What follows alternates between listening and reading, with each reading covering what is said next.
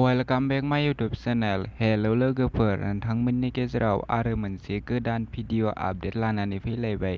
नैबे गोदान भिडिअनि फुल आपडेटखौ मिथिनो थाखाय बे भिडिअखौ जोबजासिम नाय। लोगोफोर, नोंथांमोना थाम्बनेल आरो टाइटेलाव नुनानैनो मिथिखादों जानो हागौ आं मा भिडिअनि आपडेट लानानै फैदों।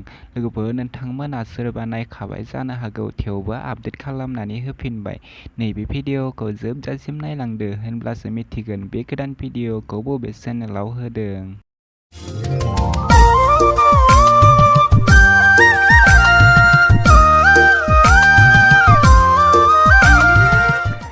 दिनैनि बे गोदान भिडिअनि आपडेटनि टाइटेलानो जादों बारफु होबाय। बेयो मोनसे रमान्टिक गोदान मिउजिक भिडिअ। बे भिडिअनि मेथाइखौ रोजाबदों रैमल दैमारी आरो पुर्निमा ब्रह्म।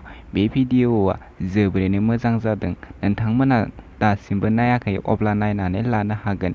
नैबे भिडिअनि स्टार्टिंआनो जादों लतीफ आरो मन्जु दास। लोगोफोर, नोंथांमोना नायनो थाखाय बिथांमोननि लतीफ क्रिएशन इउट्युब चेनेलाव थांनो नांगोन। बे भिडिअनि प्रडिउसारआ जादों एलसी स्टुडिअ। नोंथांमोना दासिमहालागै बे गोदान भिडिअखौ नायाखै। बे भिडिअखौ नोंथांमोना लतीफ क्रिएशन इउट्युब चेनेलाव नुनो मोनगोन।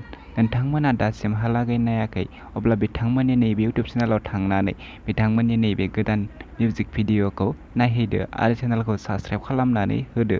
बिदिब्ला लोगोफोर, दिनैनि बे गोदान भिडिअनि गुसुं आपडेटआ बेनोसै। आंनि चेनेलखौ दासिमहालागै साबस्क्राइब खालामाखै अब्ला आंनि चेनेलखौ साबस्क्राइब खालामनानै गालांदो बेफोरबायदि गोदान भिडिअ आपडेट मोनबाय थानो थाखै।